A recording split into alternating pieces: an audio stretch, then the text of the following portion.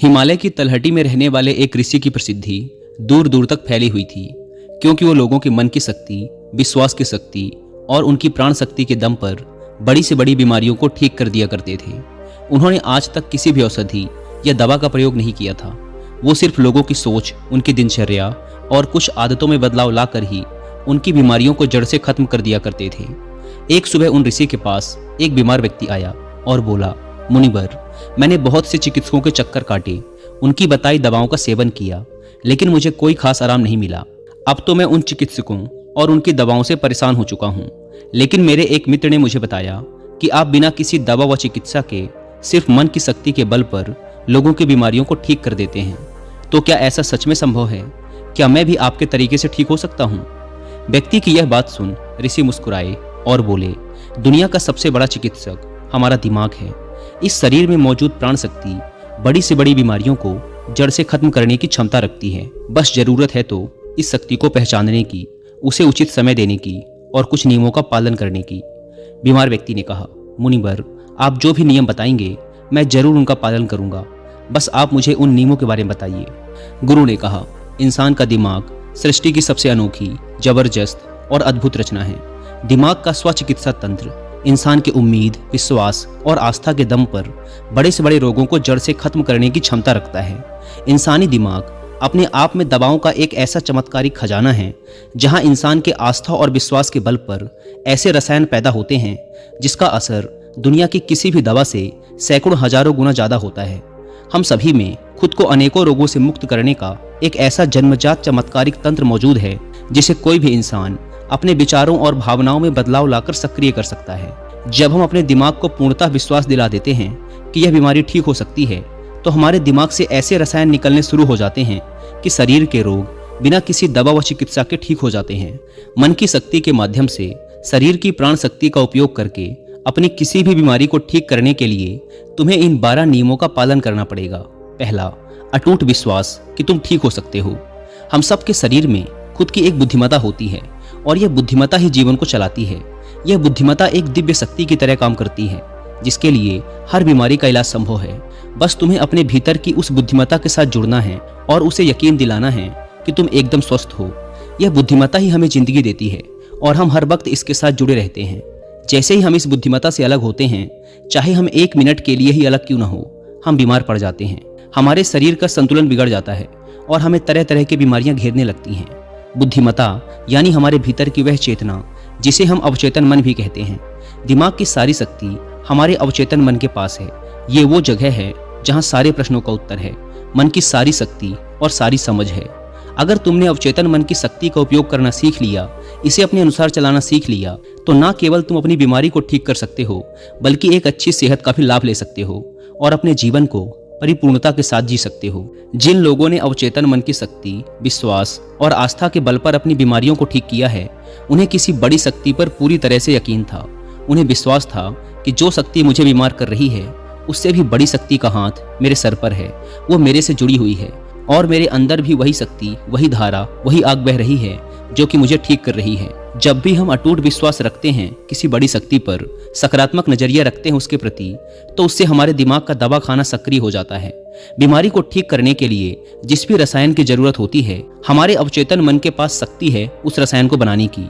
और ये रसायन ऐसे बनते हैं जो कि हमारे प्रतिरक्षा तंत्र को मजबूत करते हैं, हमारी रोगों से लड़ने की क्षमता को मजबूत करते हैं, जीवन शक्ति को प्रबल बनाते हैं।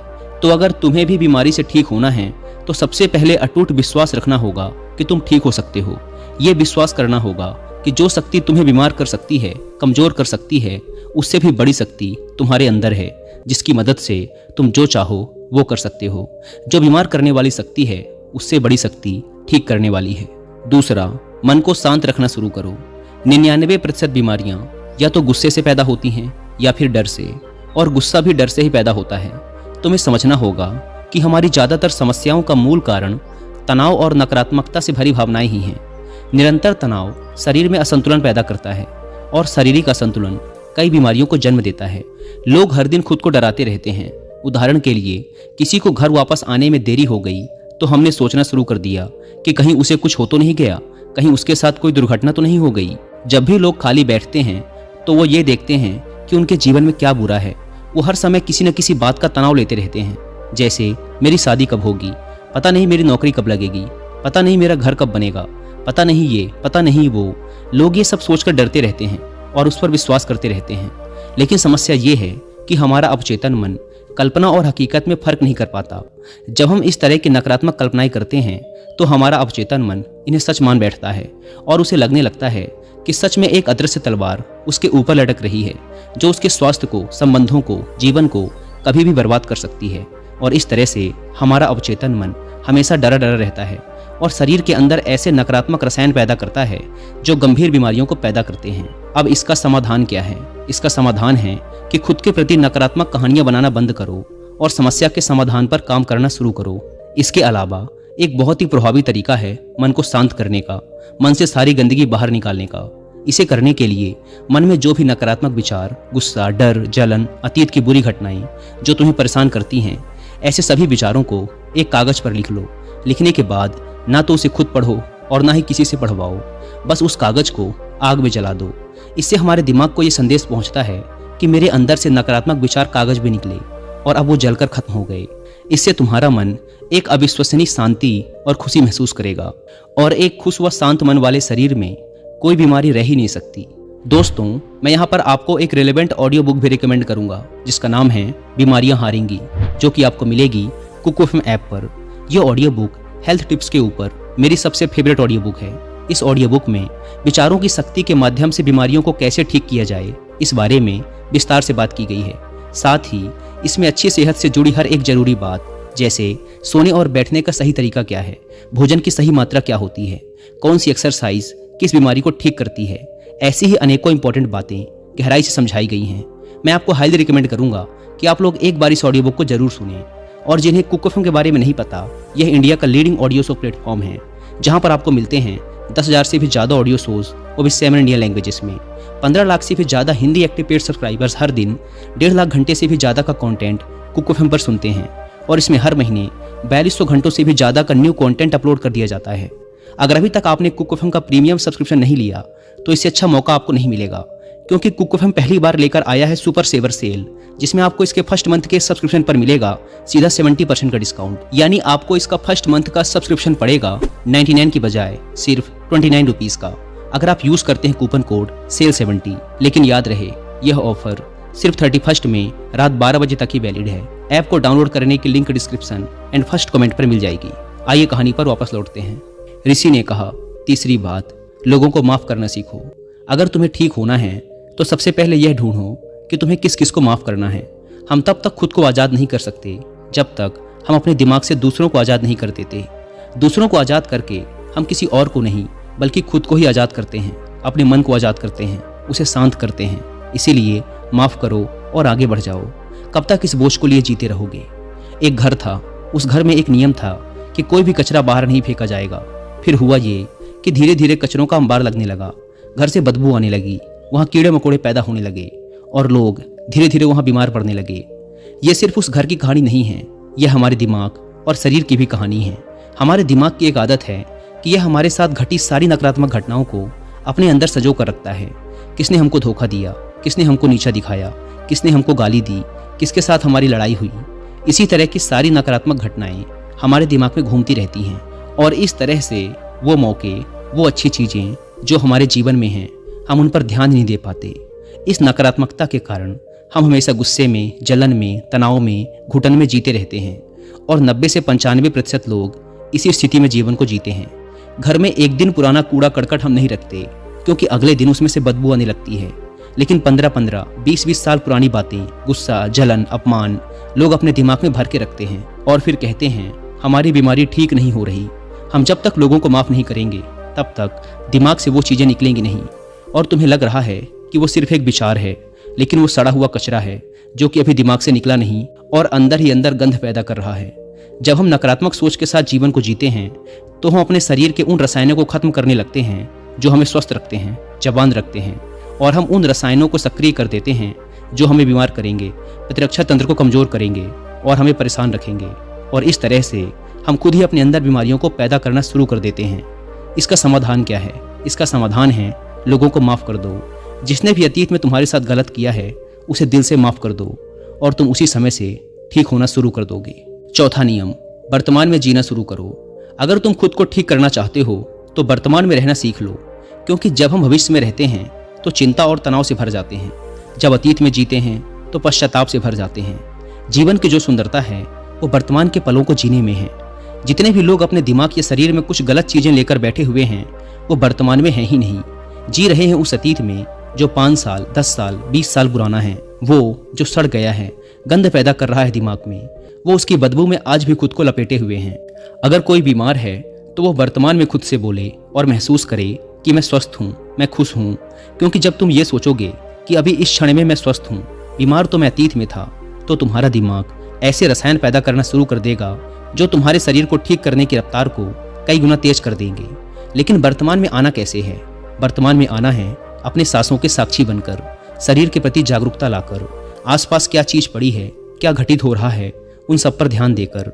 जब हम अपने आसपास के प्रति जागरूक होते हैं तो हमारे शरीर से तनाव कम होता है और हमारे सोचने व समझने की शक्ति बढ़ती है। ऐसा करने से हमें अपने बारे में बहुत सी नई चीजें सीखने को मिलती हैं। धीरे धीरे हमारे दिमाग को समझ आने लगता है कि हमें किन कारणों से तनाव पैदा होता है, और जब हमारा दिमाग ये समझ जाता है तो इससे हमारे अंदर बड़ा बदलाव आता है। हम नकारात्मक सोचना बंद कर देते हैं और हमें हर काम में सफलता मिलने लगती है, क्योंकि हमारे दिमाग को कल्पना और सच्चाई के बीच फर्क समझ नहीं आता। इसीलिए अगर तुम एक स्वस्थ व्यक्ति की कल्पना करोगे तो तुम्हारा दिमाग तुम्हें स्वस्थ करना शुरू कर देगा। 5वां नियम, खुद से प्रेम करना सीखो। सालों बीत जाते हैं लेकिन लोग अपने बारे में कभी खुद से बात ही नहीं करते। ये भी नहीं जान पाते कि उनका पसंदीदा खाना क्या है, उन्हें क्या अच्छा लगता है। वो अपने साथ समय बिताना ही भूल जाते हैं। अगर ठीक होना है तो खुद से प्रेम करना ही पड़ेगा, अपनी कीमत पहचाननी ही पड़ेगी। बहुत सी महिलाएं और पुरुष परिवार की जिम्मेदारी और भाग दौड़ के चक्कर में खुद को खो देते हैं।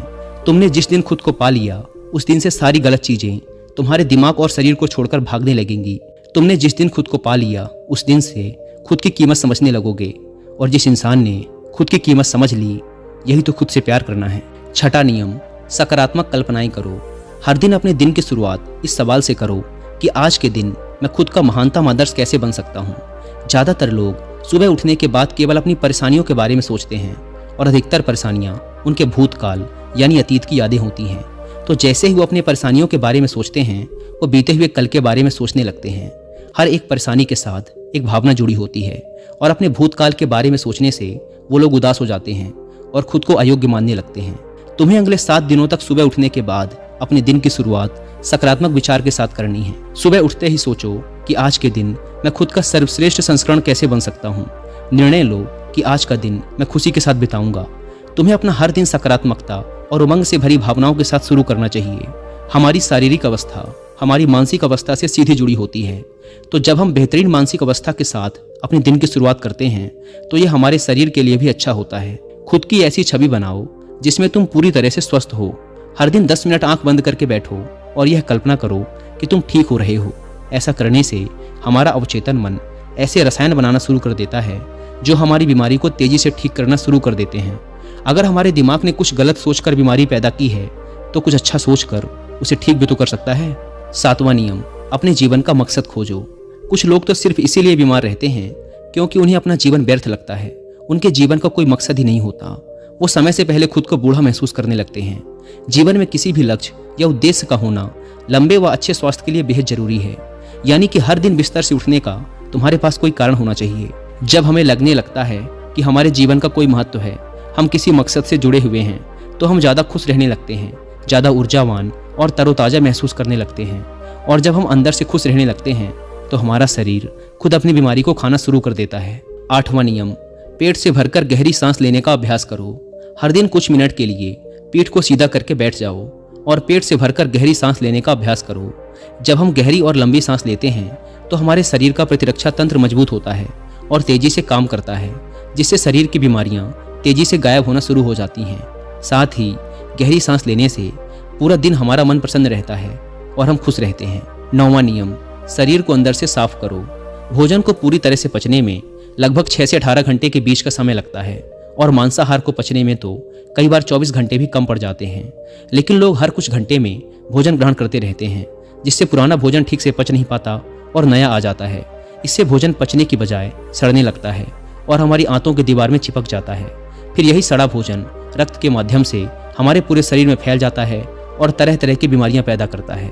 इससे बचने के लिए व्यक्ति को हर दिन 16 घंटे का उपवास या हफ्ते में एक बार 24 घंटे का व्रत करना चाहिए, जिससे शरीर में मौजूद प्राण शक्ति भोजन को पचाने के काम से मुक्त होकर शरीर की सफाई कर सके, क्योंकि जिसका शरीर अंदर से साफ है उसे कोई बीमारी हो ही नहीं सकती। 10वां नियम, ब्रह्मांडीय शक्ति का आभार व्यक्त करो। तुम्हारे पास जो कुछ भी है, अच्छा स्वास्थ्य, अच्छे संबंध, धन दौलत, इसके लिए इस ब्रह्मांड का आभार व्यक्त करो। ब्रह्मांड और लोगों के प्रति आभारी रहने से हम अंदर से परिपूर्ण महसूस करते हैं, खुश और संतुष्ट रहते हैं। आभार व्यक्त करना हमें अंदर से बदल कर रख देता है। यह इंसान के शरीर और मन के लिए दवा की तरह काम करता है। एक आशावादी और आभारी व्यक्ति के बीमार होने की संभावना दूसरों की तुलना में बहुत कम होती है, और अगर वो किसी कारणवश बीमार हो भी जाता है तो उसके ठीक होने की रफ्तार बहुत तेज होती है। इसीलिए शरीर की प्राण शक्ति पर अटूट विश्वास रखो, आशावादी बनो, खुश रहो, सकारात्मक सोचो और ब्रह्मांड का आभार व्यक्त करते रहो। यही हैं किसी भी बीमारी को जड़ से खत्म करने के अचूक तरीके। इसके बाद ऋषि मौन हो गए और वो व्यक्ति उनका धन्यवाद कर वहां से चला गया। दोस्तों, 90% रोग केवल पेट में जमा गंदगी की वजह से होते हैं। पेट में कब्ज नहीं रहना चाहिए, नहीं तो हमेशा रोगों से घिरे रहोगे। 160 रोग केवल मांसाहार का सेवन करने से होते हैं। 103 रोग खाने के बाद पानी पीने से होते हैं, इसीलिए भोजन के 1 घंटे पश्चात ही पानी पीना चाहिए। 80 रोग चाय पीने की वजह से होते हैं। 48 रोग एल्युमिनियम के बर्तन या प्रेशर कुकर के खाने की वजह से होते हैं।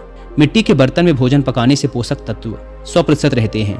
कांसे के बर्तन में 97%, पीतल के बर्तन में 93%, एल्युमिनियम के बर्तन और प्रेशर कुकर में सिर्फ 13% पोषक तत्व ही रह जाते हैं। आयुर्वेद के अनुसार भोजन पकने के 48 मिनट के अंदर उसे खा लेना चाहिए, क्योंकि उसके पश्चात भोजन में तामसिक गुण आ जाते हैं। 12 घंटे के बाद तो वह पशुओं के खाने लायक भी नहीं रह जाता। खाने के लिए हमेशा सेंधा नमक सर्वश्रेष्ठ होता है, उसके बाद काला नमक, सफेद नमक जहर के समान होता है। सरसों, मूंगफली, नारियल, सूरजमुखी का तेल और देसी घी खाना चाहिए। रिफाइंड तेल और डालडा शरीर के लिए जहर के समान होते हैं। चाय, कोल्ड ड्रिंक और शराब के सेवन से हृदय रोग होने की संभावना बढ़ जाती है। अत्यधिक ठंडे जल, आइसक्रीम और ठंडे पदार्थों के सेवन से बड़ी आंत सिकुड़ जाती है।